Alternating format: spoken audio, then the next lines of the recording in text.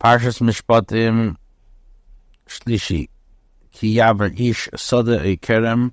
If a man leads his animal into a field or a vineyard, B'shilach es be'iroi, or lets his animal loose, ubir b'stei acher, and it eats another's field. So he led his animal into a field or a vineyard, or lets his animal loose and eats the other field and other fields. Meitav Sadeh, Meitav Karmel Shalim, the best of his fields, with the best of his vineyards, he shall pay.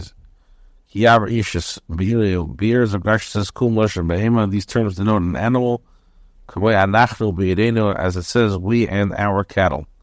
Kiyaver, if he needs his animal, he leads his animal into his neighbor's field or vineyard. And it damages the property in one of these two ways. Either by sending his animal or by eating it. And the Chacham explained that B'shidach referred to the damages made by the treading of the foot. And the beer refers to the damage of the tooth, which each and destroys.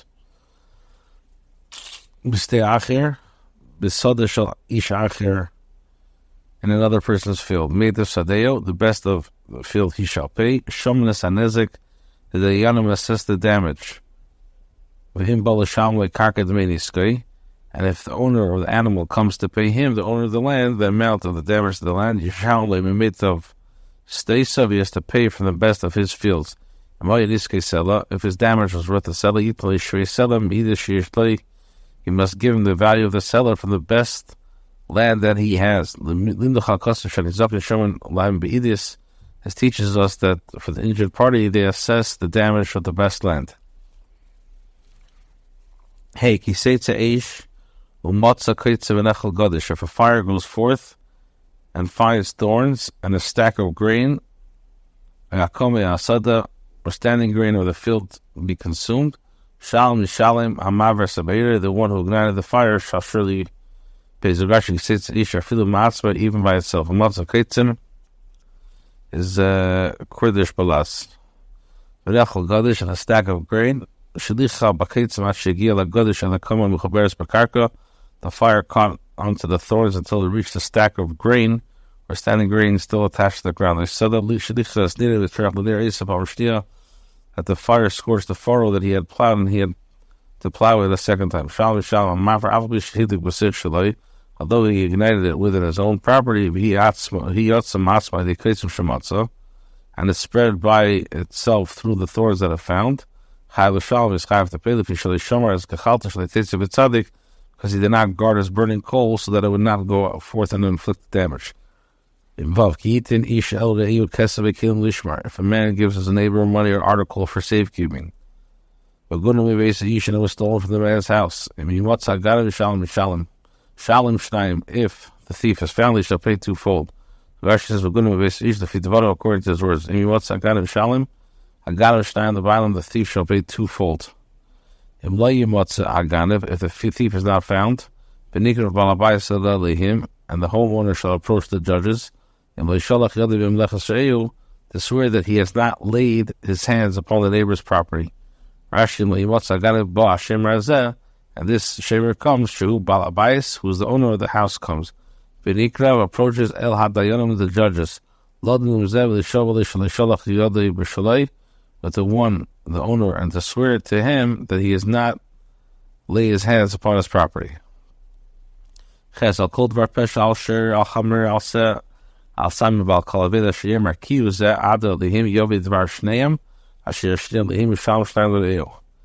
any sinful word, for a bull, a donkey, a lamb, a garment, any lost article concerning in which he will say that this is it, the pleas of both parties shall come to the judges, and if ever the judges declare guilty, he shall pay twofold to his neighbors. That he is found to be lying in his oath. For witnesses testify that he himself stole it. And the judges declare him guilty because of the testimony of the witnesses. shall pay twofold to his neighbor. Linducha kasuv, because the limb regnig of himeno. And if one puts forth a claim concerning an item entrusted to him, and him says shuas meganovi, say that it was stolen from him, he has to pay kefli. Messiah, when is that? Only if he swore that he did not take it after his witnesses came. For this is the way the Chachamim learn. And the homeowner approaches the judges. Approaching means to make an oath that the custodian swore the article was stolen. You say that he approaches it for an oath, or perhaps it means that he approaches it for litigation.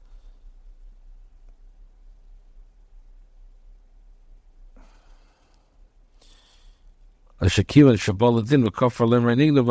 comes to the din and he denies that it was stolen, so he has to pay twice. So according to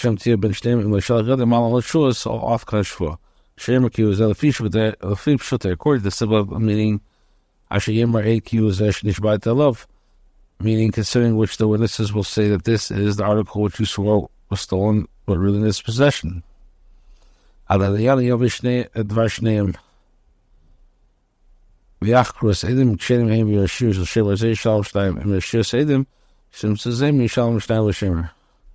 the pleas of both parties must be brought to the judges, and the judge will interrogate the witnesses, and if the witnesses are acceptable, and the judges declare the custodian guilty, he must pay twofold. If they declare the witnesses guilty, namely if they were found, they pay twofold to the custodian. That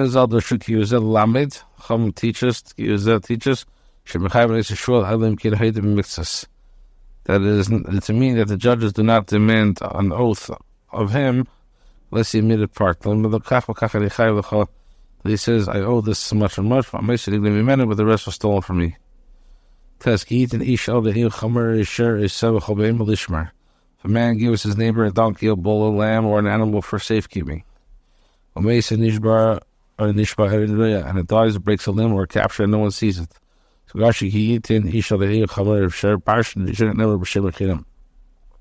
First section was concerning the Shem Rechidim. Figach Pater Ve'esigneva, that's why he's Pater for Gneva. There it says, and it was stolen from the man's house. The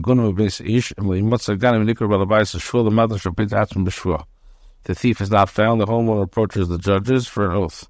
So you learn that he has exempt himself from an oath. This section, however, is stated with a paid custodian. He's not exempt, but if the deposit was stolen. But if it is stolen from him, he shall pay. But in the case of the anus, if it died by itself, they list him, or if it was forcibly captured by bandits, and no one was there to see and to testify concerning the matter. So if he swears, he's pater. The oath of Hashem shall be between the two of them, provided that he did not lay his hands upon his neighbor's property. And his owner shall accept it, and he shall not pay. Rashi says, he must swear that this is so. And he does not lay his hand upon it to use for himself. Because if he laid his hands upon it and afterwards something beyond his control happens, chayav to pay damage. The custodian shall not pay him anything. But if he stole it from him, shalim, the balav shall pay a dollar. And if it's torn apart, he shall bring witnesses. So the torn he shall not pay. So Rashi and Tarif al chayra by a chayra. He shall bring witnesses to testify that the animal was torn apart in a way that was beyond his control, and he's pater. The torn one should not be paid. The Torah does not say treifa, but it says hatreifa. Yesh treifa shum shalim. Sometimes there's a torn animal which he does pay. Yesh treifa shem shalim, and there's a torn animal he does not pay. Treifa chasam shalim numiyim shalim. Animal torn apart by a cat, a fox, or a marathon he has to pay. But for an animal torn by a wolf, a lion, or a bear, or a snake, he does not pay. And who told you this? Torah says, and it dies, breaks the limb when it's captured. Just as Misa can't save, so too, the break of the limb in captivity, you cannot save it. If a person borrows an animal from his neighbor, or breaks a limb or dies, and if its owner is not with him, he shall pay. So Rashi teaches us that a borrower is chayiv for instance beyond his control. If the owner of the bull is not with the borrower during his work, if its owner is with him, he shall not pay. If he is a hired animal, he has to come to hire. Whether he, the animal's owner, is with him, the borrower doing the same work, or he was doing with different work. He, the owner, he not with him at the time the limb was broken or the animal died. If the bull was not borrowed but hired, it came to be hired into the hands, not millennium, and the hire does not have complete benefit for the animal. He is used through its hire, but does not have the status of the borrower to be chayav for accidents beyond his control. The Pirish Madine, Torah does not specify what the status is. Or it's Gishim Arsacha, the figure that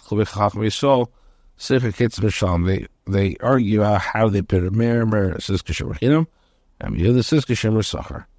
Pasuk says, "V'chiyafata ish psula asher le'erosa shachar imo."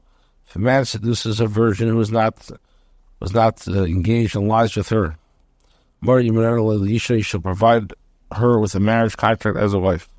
He speaks to her heart until she yields to him. And the Targum says, in Vari Yishtal, Aramaic is the equivalent of Pita in Hebrew, both. He shall provide her with a marriage contract. You shall stipulate her dowry as the custom to man and a wife. That he writes her ksuba and he shall marry her. If her father refuses to give her to him into marriage, he shall weigh out the malik kamar absulis according to the dowry of the virgins.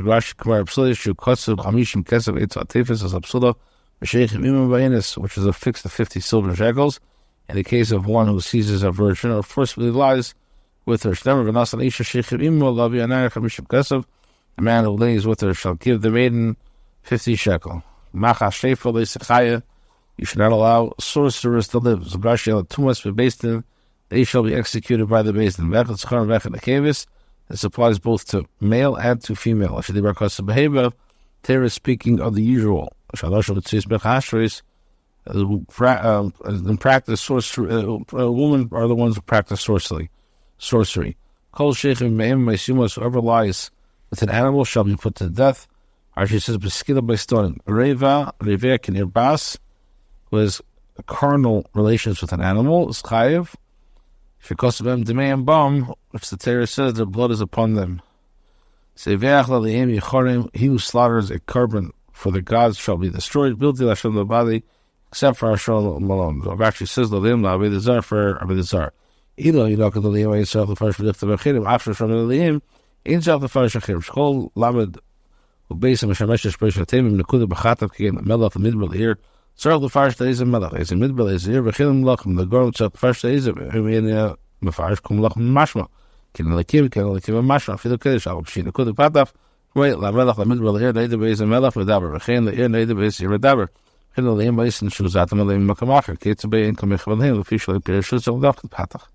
Yecharim, you must. You shall be put to death. Lamanam Yecharim, Alikvarim, Rabbi Misam Makam Makabitis Ishahu, Ishahi. Now, why does it say shall be destroyed? It's the death penalty not mentioned elsewhere. You shall take the man or the woman, and you shall stone them so that they shall die. And if you shall appear, shall Azal with the Chayim Misa. It is not specified for which type of worship is Chayiv to put death. So the Timur Kol Avedim Misa. Bo appears the Zevech Lalikim, the Chamaz Vich Aved Nasas Befim Lashamayim. Afani Marbe, Merabe, Makta, Ramnasa, Shen Avedis Befim, Chayim Allah, Lachal Aved Sar Ben Shtagel Aved Bekach Ben Sheneg Bekach. Since there the Torah does not specify for which type of worship he is chayiv to death, so that he did not say that for all types of worship one is chayiv to death. Torah came and specified to you here: he who slaughters a sacrifice to the god shall be destroyed. I tell you that just as slaughtering is a type of worship performed inside the temple of heaven, I will also include one who burns incense of parts of an animal or performs libation, which are types of worship performed inside the Beis Hamikdash. And they're going to be chayiv. It doesn't matter what the matter is.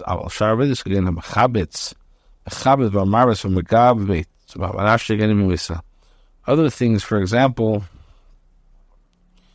if one sprinkles water on the sand before the Avodah Zarah, embraces it or kisses it, he's not chayiv death, but he is warned against it. You shall not mistreat a stranger, nor shall you impress it. For you were strangers in the land of the tribes. The Rashi says, this is taunting with words. And those who taunt you, I will feed their flesh. By robbing him out of his money. For you were strangers in the land of Egypt. If you taunt them, he also taunts you and say to you, you too emanate from strangers. Do not reproach your neighbor with a fault that is also yours. Every expression of a stranger means a person who is not born, has come from another country to live there. You shall not oppress any widow or orphans of Rashi. The same applies to all people. The Torah speaks of a usual situation of Hishem. Since they, widows and orphans, are weak and they are frequently oppressed. You say, if you oppress him, beware, he took a lie, for he cries out to me. Shamoya eshma tzakos, I will surely hear his cry.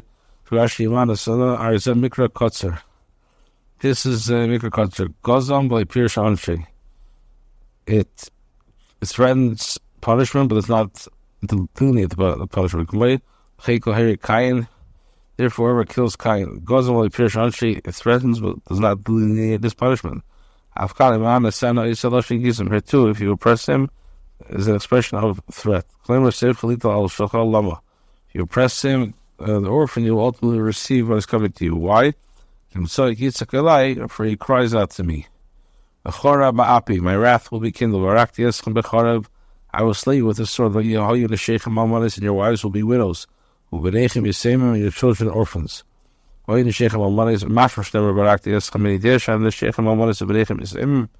If it says, and you will kill, so do I not know that your wives will be widowed and your children orphans? Rather, this is another curse. The wives will be bound to living widowhood. There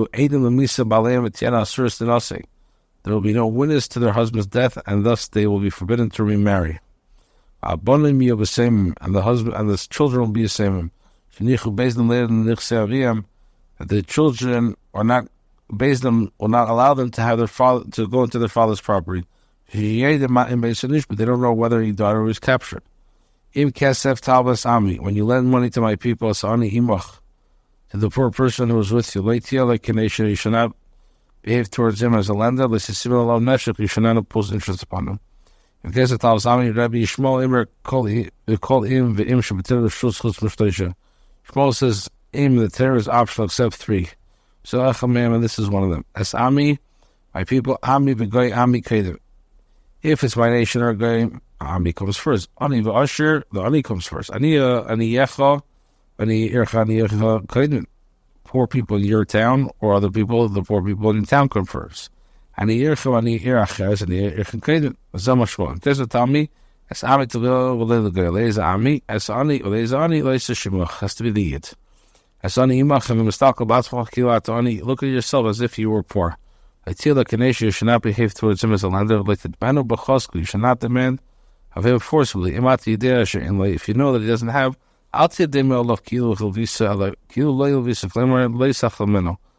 if you know that he doesn't have the money to repay you, do not appear to him as if you have lent to him, but as if you have not lent to him. Do not embarrass him. Neshach is ribis, this is interest. Which is like the biting of a snake which bites by making a small wound in a person's foot. And the person does not feel the wound, suddenly it spreads and swells up as far as his crown. So too, interest. He does not feel it, and it's not noticeable until the interest accumulates and it costs him a considerable sum of money. If your neighbor's garment, if you take your neighbor's garment as security, until sunset you shall return to him. Rashi,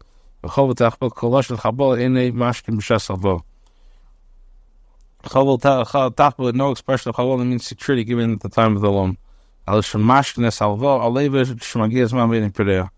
Which is exacted from the debtor where the debt becomes due and he does not pay. There appears to take the security, implying that one may take security even many times. Hashem says, how much do you owe me? When he says, your soul sends to me every night, gives an account. It's found guilty before when I return it to you. So to take and return, take and return. Until the sunset you shall return to him. The entire day you shall return to him until the sun sets. Now when the sun sets, you may again take it until the next morning arrives. The Torah speaks of a garment worn by day, which he does not need at night. For it is his only covering. It's his garment for the skin. What shall he lie? And if he cries out to me, I will hear because I am gracious. So Rashi is a talus, unless is a cholok, is a shirt, a mishra, the rabbis is a matzah, and exclude the spread.